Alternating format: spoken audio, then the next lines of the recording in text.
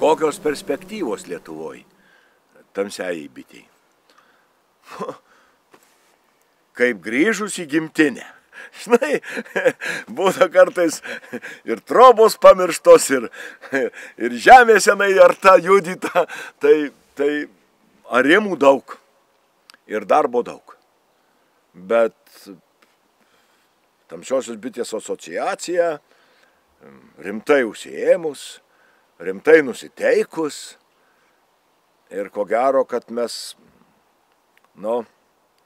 pradžiuginsim Lietuvą ir dar ne vien Lietuvą. Bet galėsim pasakyti, kad ir Europoje, Dzūkijos nacionaliniam parke yra Lietuvos tamsiųjų bičių. Arba, kitaip sakant, europietiškų senųjų bičių. Tai man atrodo, kad sužinos Europą ir Europoje taipogi tų bičių dar reiks. Nes, jeigu viskas pasiseka, labai daug yra darbo. Reikia labai daug darbo. Ačiū aplinkos apsaugos departamentui, kad jis ministerijai, kad jis įrašė į raudonąją knygą Lietuvos tamsiąją bitę.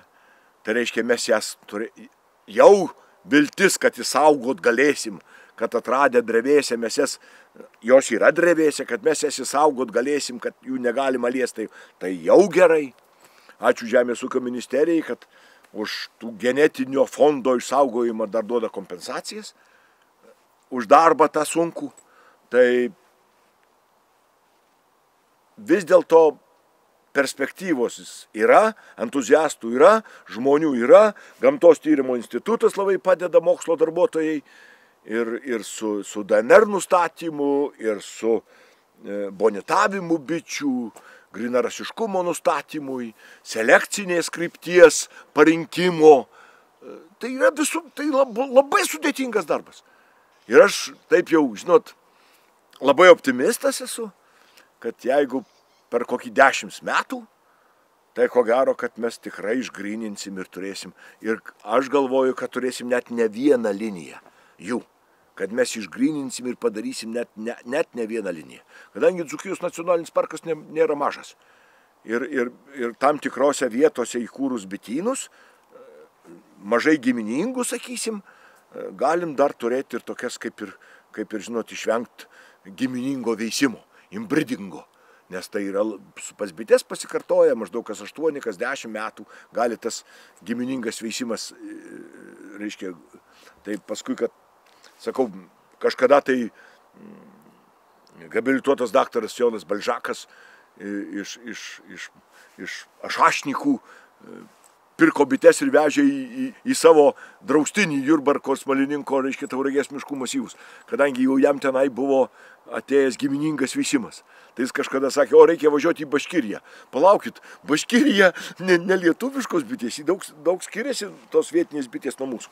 Tai dar tokių kaip mūsų lietuviškų bičių, tai yra Baltarusijos, reiškia, Ukrainos pasienis Baltarusijos, ten tokia miškų ruožas, kažkada aš ten tyrinėjau, važinėjau, po dreves lipinėjau ir ieškojau tų bičių pavyzdžius, ėmiau ir atvežiau į Gamtos mokslinių tyrimų institutą, daviau dar ir atrado, kad ten yra.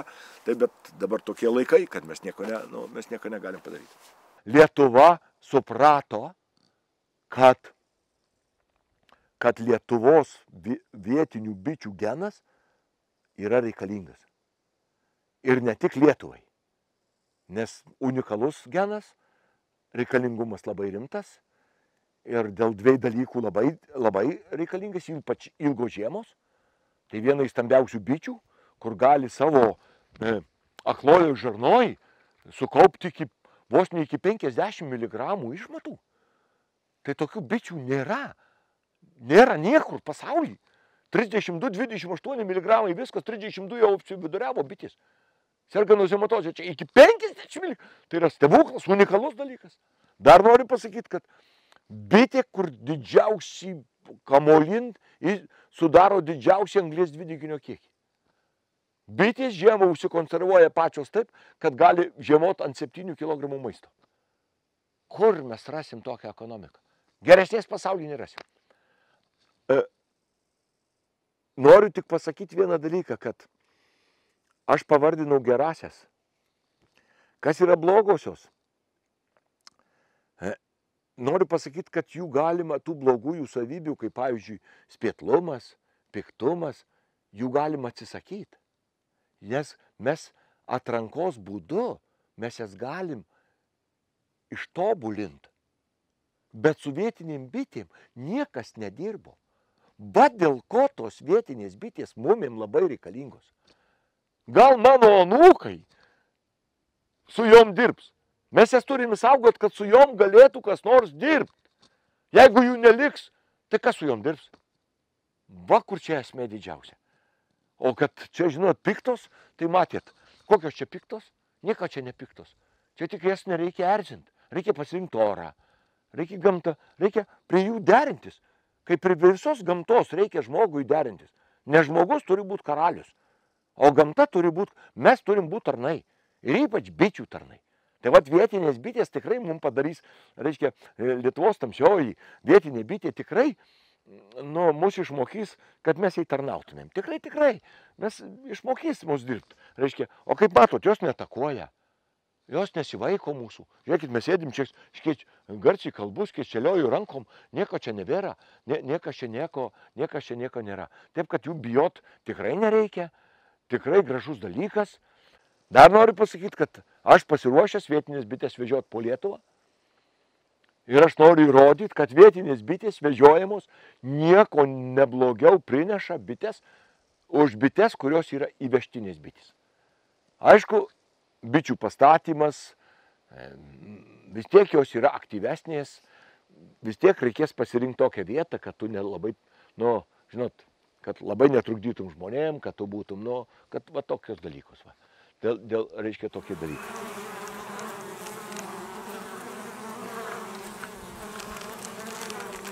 Tai visų pirma, tai tie fundamentalūs organizaciniai darbai, kas vienas iš punktų, bene svarbiausias, prieš 2 dienas jisai buvo kaip ir įvykdytas, tai yra ši bitė. Gyvenanti drevėse ir uoksuose, tai yra laukinė populiacija, Apis mellifera, Lietuvos tamsiosios bitės, buvo įtraukta į Lietuvos raudonąją knygą. Va, tai yra labai svarbus dalykas, nes dabar galima apibrėžti ir reglamentuoti saugomą teritoriją. Apie 1000 kvadratinių kilometrų, kur įeitų Dzūkijos nacionalinis parkas ir jam Čepkelių valstybinis gamtinis rezervatas ir jam priskirtos teritorijos. Ir tada į šitą teritoriją būtų draudžiama įvežti ir laikyti kitų rasių ir mišrūnės bites. Ir tik tokiu būdu šitas darbas turi prasmę, nes neturint teritorijos ir pakankamo dydžio teritorijos, tai šitas darbas būtų paprasčiausiai beprasmis, tik tai lėšų švaistimas ir nieko daugiau. Tai va, o tie tokie vykdomi darbai dabar, tai yra šeimų, tinkamų veisimų šeimų paieška, va, jų tyrimas ir tada jų dauginimas, vat kas šičia ir vyksta. Poravimosi punkte iš geriausių šeimų, kurios labiausiai atitinka charakteristikas ir darant ir DNR tyrimus ir morfometrinius tyrimus, iš jų dauginamas motinos. Už 2 kilometrų, kur užsuksime neužilgo, yra tėvinių šeimų bitynas, nes motina jinai skrenda iš savo bityno tolyn. Ir nustatyta, kad Europoje jinai vidutiniškai 2 kilometrus skrenda, o toliausiai faktiškai 5 kilometrus. Tai va, turėdami ten bityną mes vilėmės, kad vis tik motinos geriau poruosis. Nes dėl giminingo veisimo, dėl to vadinamo inbreedingo ir panašiai, gamtoje taip viskas susirėdė, kad motina paprasčiausiai vengia poruotis savo bitynę arba prie jo netoli, dėl to, kad tada šeimų gyvybingumas dėl giminingo veisimo mažėja ir tokios šeimos net laiko to spaudimo gamtoje.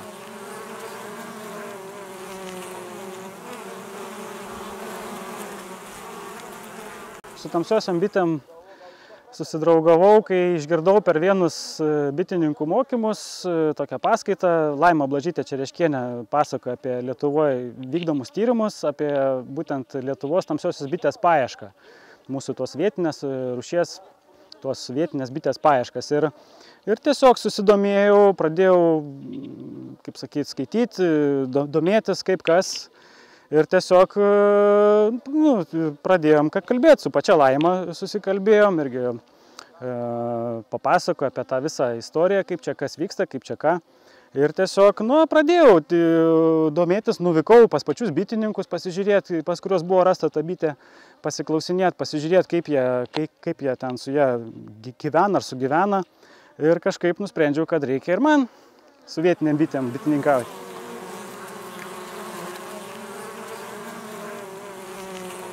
Kaip lietuvis bitininkas, man labai yra įdomu išsaugoti mūsų Lietuvos tamsiąją bitę. Ir manau, kiti bitininkai, kurie laiko bites ne vien tik tai dėl medaus, o vien tik tai dėl užsiėmimo, dėl hobio, dėl savęs, irgi reikėtų ir jiems reikėtų, manau, pagalvoti, kad galėtų prisidėti prie Lietuvos tamsiosios bitės išsaugojimo. Ir tokie nedideli bitynai, tarkim, kad Dzūkijoje, ta Čepkelių rezervato teritorija, ir toliau jinai plėstųsi ir tokie nedideli bitynai galėtų tą vietinę bitę laikyti.